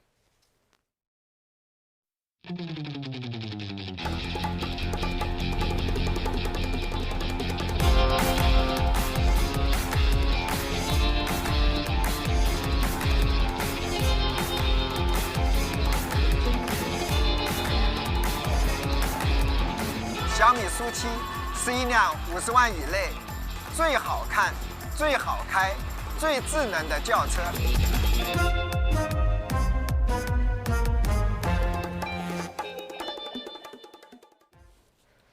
네, 이른바 대륙의 실수, 이런 별명에 가성비 좋은 제품으로 유명하죠. 중국의 샤오미의 첫 전기차가 판매에 들어갔습니다. 네, 성장이 둔화하고 있는 글로벌 전기차 시장에 어떤 영향을 미칠지 관심이 커지고 있는데요. 또 최근에는 중국 이커머스 기업들이 한국 시장에서 급성장하자 국내 업체들도 총력 대응에 나서고 있습니다. 조금 더 자세한 내용 이인철 참좋은경제연구소장과 이야기 나눠보겠습니다. 어서 오십시오. 네, 안녕하십니까? 이 차인가요? 그렇습니다. 저도 실물을 본 적이 없어서. 보기에는 네. 독일차 같죠.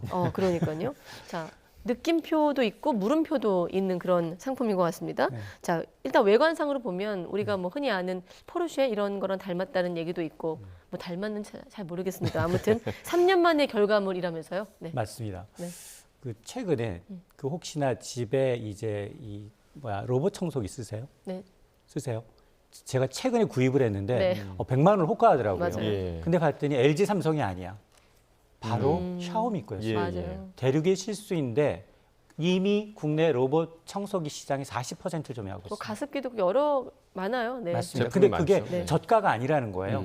그리고 지금 보시는 이 대륙의 실수 원조 샤오미가 전기차 진출 선언한 지 3년 만입니다.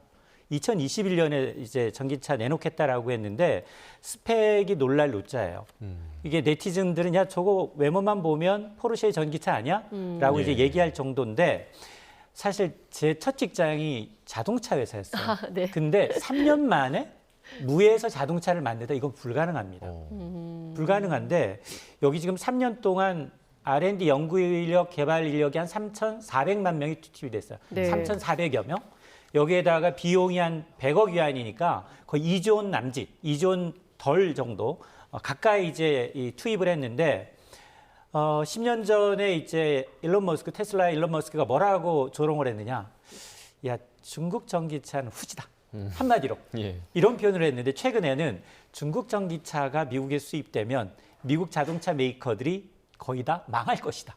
라고 얘기할 정도거든요. 예. 샤오미 가격 차량을 공개했는데 50만 위안입니다. 약 9,200만 원 선이에요. 야, 이게 저가가 아닌데 예. 하이엔드 프리미엄 제품이라는 겁니다. 네. 자, 이러다 보니까 이제 테슬라의 상위권 매들과 이제 경쟁을 하게 되는데 사실 이걸 아까 제가 이제 3년이면 불가능합니다. 디자인에서부터 제품 출고까지는 적어도 4, 5년 걸리거든요. 예. 그걸 3년 만에 앞당겼는데 네. 애플은 지난 10년 동안 이 애플카를 개발하다가 포기했어요. 지난달 이제 시장 진출 3년 만에 이제 포기했는데 그걸 애플보다도 7년 넘게 뒤져서 이제 시장 진입했던 이 전기차 샤오미가 이제 3년 만에 출시했다고 하니까 이 파괴력이 어느 정도이냐. 이미 사실 전기차 시장의 주도권이 미국에서 중국으로 넘어가고 있거든요. 이미 비아디가 테슬라의 판매량을 앞서고 있습니다. 예. 전기차 시장 점유율 1위를 기록하고 있는데 샤오미까지 가세하다 보니 전기차 시장의 판도 변화를 또 예고하고 있는 상황입니다. 예. 자, 이렇게 3년 만에 완성한 걸 보면 레이쥔 샤오미 회장의 의지가 좀 많이 반영된 거 아닌가 그런 생각도 드는데 자, 지금 뭐 자동차 회사를 다니셨다고 하니까 더 잘하실 것 같은데 이 성능에 대해서는 지금 어떤 평가가 좀 나오고 있나요? 일단 지금까지는 자체 브리핑한 성능이에요. 이걸 실제로 구매해서 소비자들 평가는 나중에 얘기입니다. 네. 근데 성능만 놓고 보면 자체 스펙은 정말 놀랄 노자입니다. 왜냐하면 레이쥔 샤오미 회장이 뭐라고 자신의 웨이보 이 중국 소셜미디어 계정에다가 이렇게 얘기를 했어요. 3년 전 샤오미 자동차 제작 발표에서 이번이 내 인생의 마지막 창업이고 그리고 나의 모든 명성을 걸고 샤오미 차를 위해 싸우겠다. 그러면서 3년간 매일매일이 전쟁이었는데 이게 샤오미 차가 이번에 나온 게 내딛는 첫 걸음이면서 내 인생의 마지막 전투의 시작이다라고 소회를 밝혔는데 그러면서 샤오미 회장이 뭐라고 얘기했느냐? 테슬라 이번에 나온 이제 이 샤오미의 이 전기차 명칭이 SU7입니다. 예. SU7을 테슬라의 모델 S 그리고 포르쉐의 타이칸과 같은 프리미엄급 자동차를 능가하는 전기 자동차다라고 이제 강조를 하고 있는데요. 성능을 보니까 한번 이 전기차 충전하게 되면 최대 800km까지 주행이 가능하고요. 속력 제로 상태에서 멈춤 상태에서 100km까지 도달하는 데 걸린 시간이 2.78초, 3초가 채 안 돼요. 예. 이게 어느 정도냐? 이게 수억 원에 달하는 고가 고성능 차와 맞먹는 수준입니다. 예. 여기에는 이제 이 중국의 배터리 기업 CATL의 배터리가 장착이 되어 있고요. 특히 자체 개발한 인공지능 스마트 주행 기술 샤오미 파일럿을 탑재하고 있는데 레벨 3 수준으로 자율주행이 가능합니다. 레벨 3라고 하면 자율주행을 레벨 0에서 레벨 5까지 나누는데 레벨 3는 뭐냐? 주변에 있는 사람과 사물을 자동차가 인식해요.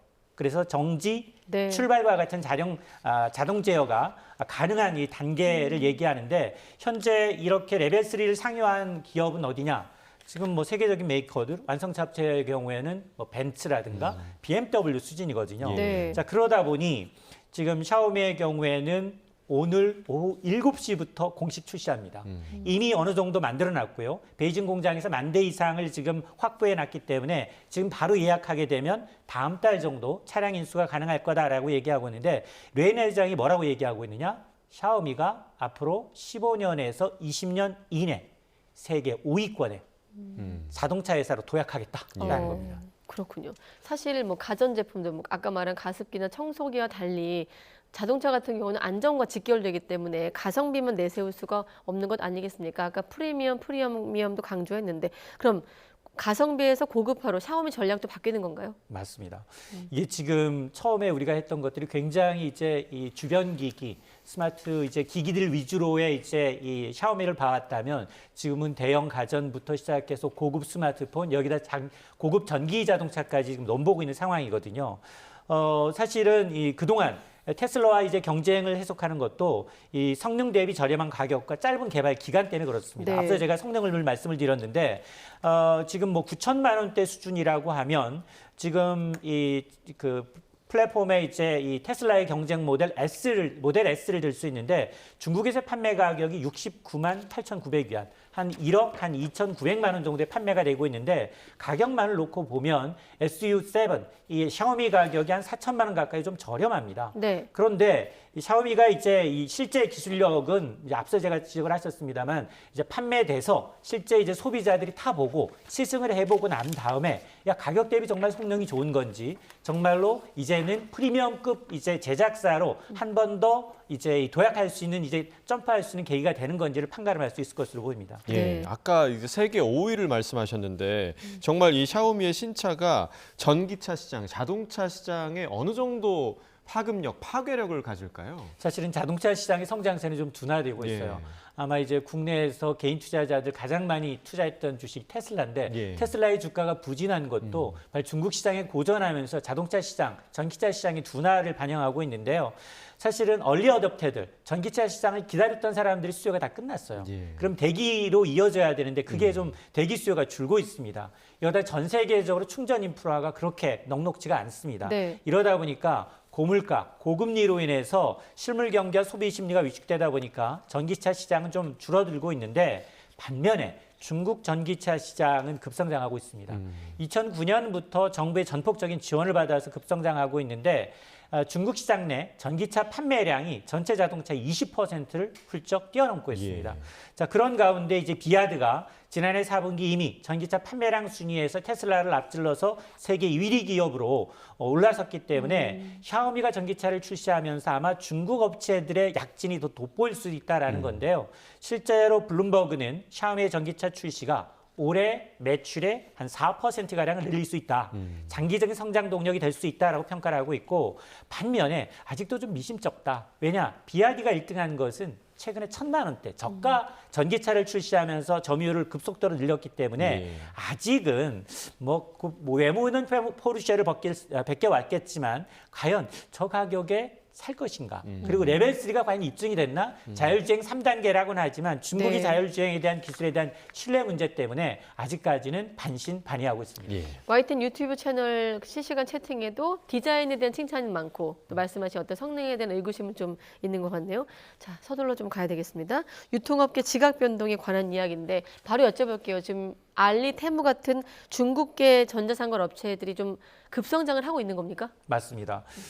중국계 이제 알리, 테무 그리고 이제 슈인과 같은 세계 업체가 중국 시장에서 빠르게 시장 점유율을 올리고 있습니다. 지난달 말 기준 알리는 12번가를 제치고 국내 시장 2위 쇼핑 앱으로 테무는 지마켓을 넘어서 4위가 됐습니다.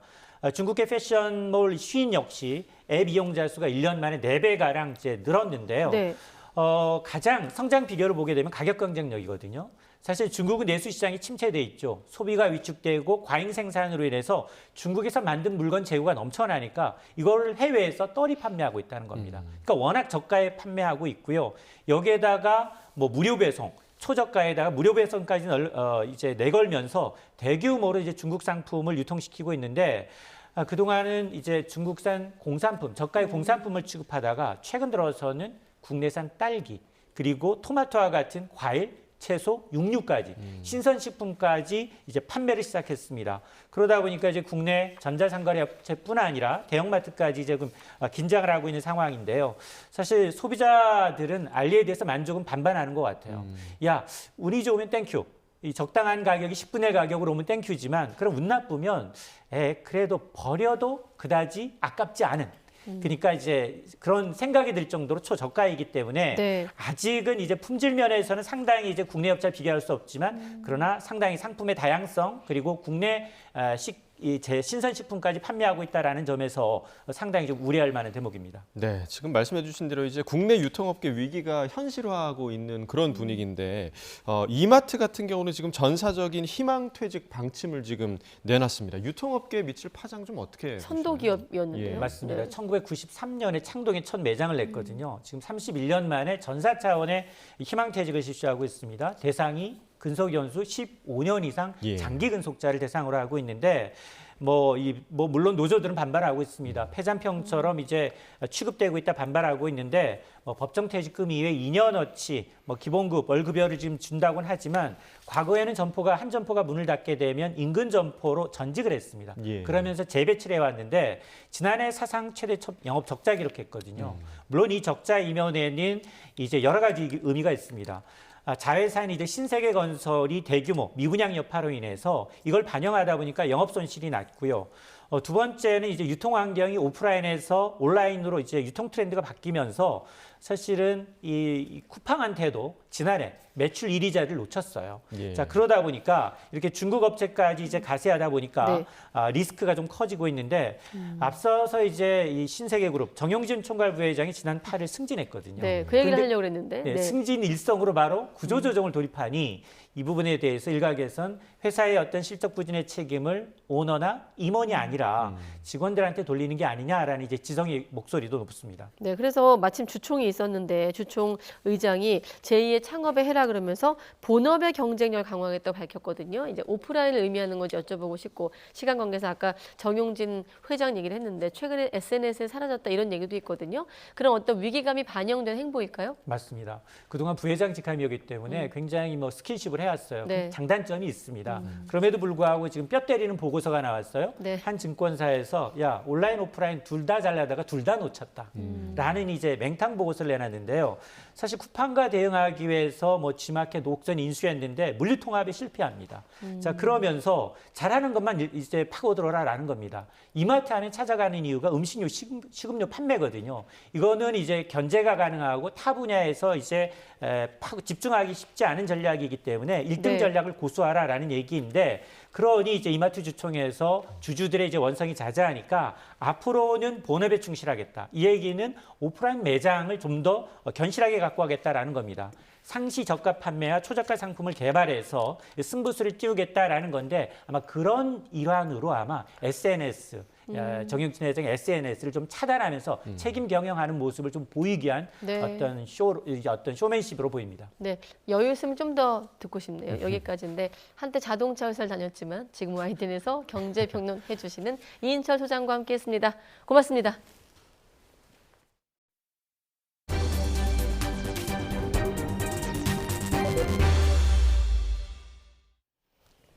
네, 군수물자 48만 점, 266억 원 상당이 중동으로 밀수출된 사실이 세관과 국정원 조사로 나타났습니다. 네, 국내 유명 방위산업체에서 20여 년을 일하고 퇴사한 50대가 영업비밀을 빼돌려 총기 부품 등을 생산한 뒤에 허가도 받지 않고 수출한 것으로 조사됐습니다. 김종호 기자입니다. 세관 직원이 압수한 총기 부품을 조립합니다. 애초 국내 유명 방위산업체가 생산해 중동국가 국영방산업체에 정식 수출하던 건데 해당 부품은 다른 업체가 베껴 만들어 밀수출했습니다. 해당 방위산업체에서 해외 영업 담당자로 20여 년을 일한 A씨가 지난 2019년 퇴사하면서 영업 비밀을 빼돌려 같은 부품을 생산한 겁니다. 퇴사하면서 설계 도면, 실험 자료를 개인 이메일을 통하여 유출시켰고 그 유출된 자료를 바탕으로 중동국가 국영방산업체에는 더 저렴하게 원하는 대로 부품을 공급하겠다고 접근해 거래가 시작됐습니다. 군수물자 수출에 필요한 방위사업청장 허가는 일반 기계 부품이나 장비 등이라며 품목을 속이는 방식으로 피해갔습니다. 이렇게 총기 부품과 장비 등이 280차례 밀수출됐는데 모두 48만 점, 거래 대금은 266억 원이나 됩니다. 특히 각종 총기 부품을 만드는 데 쓰는 이런 소형 장비는 종류만 1000가지가 넘습니다. 유명 방산업체는 피해가 수백억 원에 이른다고 호소합니다. A씨가 그 퇴사 이후에 중동 지역 거래처 물량이 점차 줄어서 확인해보니 회사의 재직 당시에 훔쳐간 중대한 영업비밀을 기반으로 거래처 물량을 세관은 A씨 등 2명을 검찰에 넘겼고 피해 업체는 지난 1월 A씨가 영업비밀 500여 건을 빼돌렸다며 경찰에 고소했습니다. YTN 김종호입니다. 불법 공매도로 국내 자본시장을 교란한 글로벌 투자은행 법인과 주식 트레이더들이 처벌 규정이 만들어진 지 처음으로 재판에 넘겨졌습니다.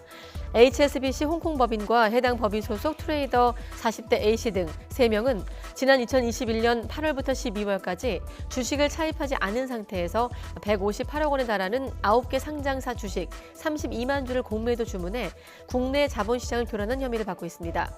검찰의 이번 기소는 지난 2021년 불법 공매도 형사처벌 규정 신설 이후 글로벌 투자은행의 무차입 공매도 범행을 규명해 재판에 넘긴 첫 사례입니다.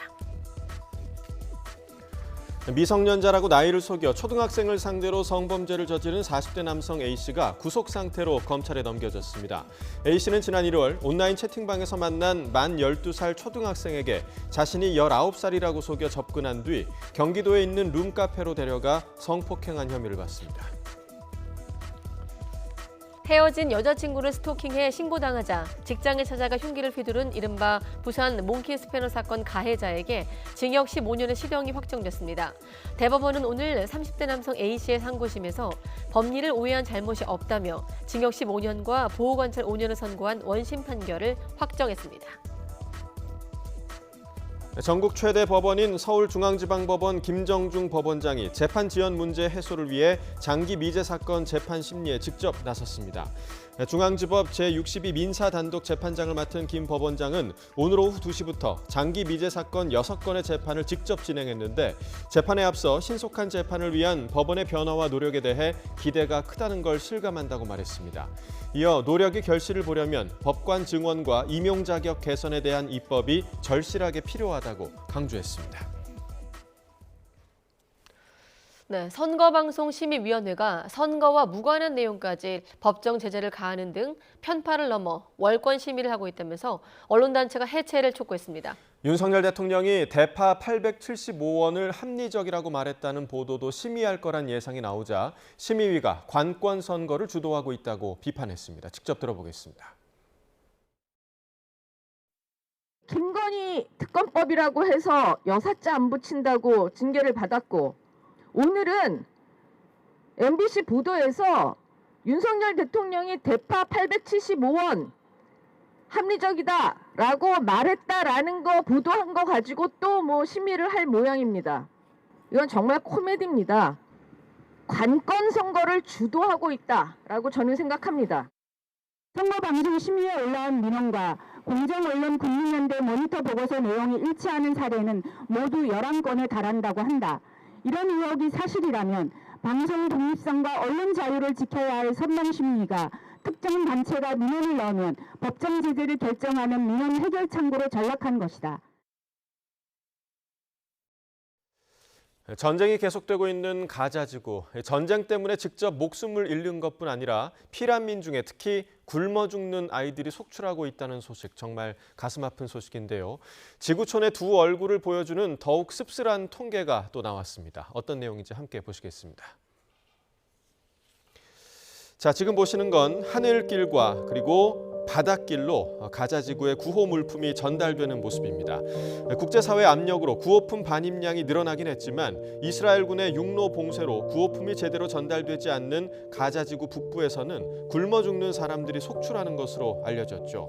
그런데 지구촌 다른 곳에선 엄청난 양의 음식물이 버려지고 있다고 합니다. UN 환경계획 보고서를 보면 2022년 기준 전 세계에서 1조 달러치가 넘는 음식물이 버려진 것으로 나타났습니다. 자, 1조 달러 어느 정도일지 감이 안 오시죠? 식품으로 치면 10억 톤, 이를 식사로 만들어낸다면 매일 10억 끼의 식사에 달한다고 합니다. 그러니까 10억 명을 먹일 수 있는 양입니다. 추정치이기 때문에 실제 폐기량은 이보다 더 많을 수도 있습니다. 자, 그럼 어디서 이렇게 많은 음식물이 버려지고 있는 걸까요? 가정이 60%로 가장 많은 비율을 차지했고요. 식당, 호텔 같은 서비스업소, 또 식료품점 같은 소매업소 순이었습니다. 이 보고서에는 가정에서 식사량보다 더 많은 음식을 구매하거나 개발도상국 같은 국가에서는 냉장시설 부족으로 음식물이 상해서 폐기되는 경우가 많다, 이런 설명이 담겼습니다. 음식물 낭비는 당연히 환경에도 악영향을 끼치겠죠. 음식물 쓰레기로 발생하는 온실가스가 전체 배출량의 10%를 차지한다는 분석이 나왔는데, 이는 항공산업에서 발생하는 배출량의 무려 5배 규모입니다. 생사의 기로에 서 있는 사람들과 온실가스로 신음하는 지구, 그리고 우리의 미래를 생각한다면 지금 우리의 밥상은 어떤지 다시 한번 돌아봤으면 합니다. 네, 백두산 가운데 중국 영토에 속하는 부분이 중국에서 부르는 창바이산으로 유네스코 세계지질공원에 등재됐습니다. 유네스코 홈페이지에 따르면 현지 시각으로 27일 유네스코 집행이사회는 창바이산을 비롯한 18개 후보지를 새 세계지질공원으로 인증했습니다. 중국은 지난 2020년 자신들 영토에 속하는 백두산 지역을 세계지질공원으로 인증해달라고 유네스코에 신청했습니다. 네, 미국 볼티모어항 다리 붕괴 사고와 관련해서 6명의 실종자 가운데 2명의 시신이 발견됐습니다. 이동호 기자의 보도입니다. 메릴랜드주 볼티모어에서 교량 붕괴 사고로 실종된 6명 가운데 2명의 시신이 수습됐습니다. 두 남성의 시신은 붕괴된 프랜시스 스콧 키 브릿지 중앙부 근처 약 7.6m 수심에서 트럭에 실린 채 발견됐습니다. Divers recovered two victims of this tragedy trapped within the vehicle. Their family members were notified just over an hour ago in person by Maryland State Police personnel. 이들 2명은 각각 멕시코와 과테말라 출신의 35살과 26살 남성입니다. 경찰은 수색 상황이 점점 더 위험해지고 수중 음파 탐지기도 닿기 어려워지면서 심해에서의 추가 시신 수습을 중단했습니다. 교량 노면에 움푹 들어간 곳을 메우던 작업반원 4명은 이미 숨진 것으로 추정됩니다.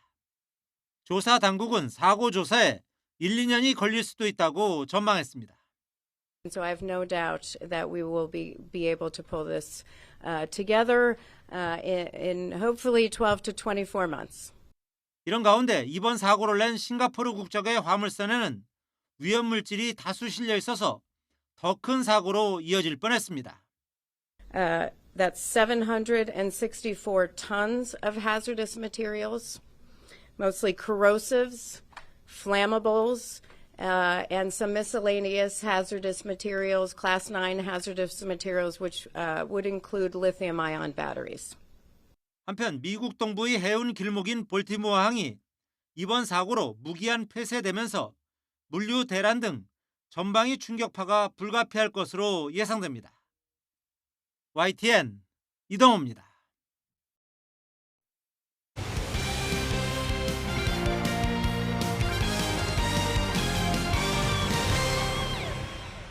네, 어제 끝난 수영 국가대표 선발전에서 모두를 깜짝 놀라게 한 어린 선수 2명이 있습니다. 여자 배영 김승원과 남자 자유형 김영현인데요. 황선우와 김우민 등 수영 황금 세대에 이어 유망주들까지 등장하면서 한국 수영은 행복한 표정을 짓고 있습니다. 양시창 기자입니다. 국가대표 선발전 여자 배영 50m에서 가장 먼저 터치패드를 찍은 김승원이 입을 가리고 놀란 표정을 감추지 못합니다. 기록은 28초 플랫. 지난 2016년 유현지가 세운 기록을 0.17초 앞당긴 한국 신기록입니다. 지금 방금 저도 제가 뭐 한 건지 모르겠어가지고 되게 실감이 안 나고 너무 기쁜데 기뻐해도 되는 거죠? 한국 신기록 보유자로 우뚝 선 김승원은 겨우 중학교 2학년 14살입니다. 배영 50m가 올림픽 정식 종목이 아닌 탓에 파리올림픽에 나설 수 없지만 한국 수영을 이끌 차세대 주자로 확실히 자리 잡았습니다. 올림픽 정식 종목인 배영 100m에서 부정 출발로 실격돼 아쉬움을 삼켰지만 바로 다음 날 신기록을 작성하는 단단한 멘탈을 스스로 증명했습니다. 마인드를 다시 잡는 게 조금 힘들긴 했는데 그래도 오늘 있을 50m를 다시 열심히 준비하자는 마인드로 좀 할 수 있어 이런 마인드를 가졌던 것 같아요. 세계 수준의 강자들이 즐비한 남자 자유형 200m에서는 2004년생 김영현이 깜짝 4위를 차지해 모두를 놀라게 했습니다. 150m 구간까지 6위로 쳐져 있었는데 놀랄만한 막판 스퍼트로 대표팀 형들을 추월해 개영 800m 출전 자격을 얻었습니다. 아직은 경험이 부족하지만 단거리에서 기록을 무섭게 줄이는 중입니다. 후반에 치는 것을 봤을 때는 멘탈적으로도 굉장히 강한 것 같습니다. 네, 그런 부분에서 높은 점수를 주고 앞으로 장기적으로 늘을 수 있는 요지가 많습니다. 파리올림픽에서 정상에 도전하는 황선우와 김우민 등 황금 세대뿐만 아니라 그들을 뒤쫓는 유망주들의 당찬 포부에 한국 수영은 미래가 더욱 기대되고 있습니다. 형들보다 빨라질 거예요. 세계적인 선수가 돼서 세계 신기록까지 깰 수 있는 그런 큰 선수가 한번 돼보고 싶습니다. 파리올림픽 화이팅! YTN 양시창입니다. 비구름이 동쪽으로 빠져나가면서 중서부 지방부터 비가 점차 그쳐가고 있습니다. 하지만 경남 남해안을 중심으로는 여전히 강한 비가 집중되고 있는데요. 이 지역에는 오늘 늦은 밤까지 최고 80mm의 많은 비가 더 내리겠습니다. 내일은 봄의 불청객 황사가 기승을 부리겠습니다. 전국이 황사의 영향권에 들면서 미세먼지 농도가 매우 나쁨 수준까지 치솟겠는데요. 호흡기 질환자나 노약자분들은 가급적 야외 활동을 자제하시는 게 좋겠습니다. 내일은 전국 하늘에 가끔 구름이 많이 끼겠고요. 오후까지 중서부와 남부 내륙에는 또다시 비가 조금 내리겠습니다. 양은 무척 적겠지만 황사가 섞여 흙비로 내릴 것으로 보이는 만큼 이 점 유의해 주셔야겠습니다. 내일 아침 기온은 예년과 비슷하거나 조금 더 높겠습니다. 내일 서울 아침 기온 5도, 광주 7도, 부산은 10도가 예상되고요. 낮 기온은 오늘보다 2에서 많게는 11도가량 높겠습니다. 서울은 낮 기온 13도, 전주 16도, 대구는 20도가 예상됩니다. 이후 주말 동안에는 대체로 맑고 포근하겠지만 곳곳에서 공기가 탁할 전망입니다. 지금까지 날씨 정보였습니다. 네, 가장 빠른 종합 뉴스 뉴스큐 마치겠습니다. 네, 이어서 이브닝 뉴스가 방송됩니다. 함께해 주신 여러분 고맙습니다.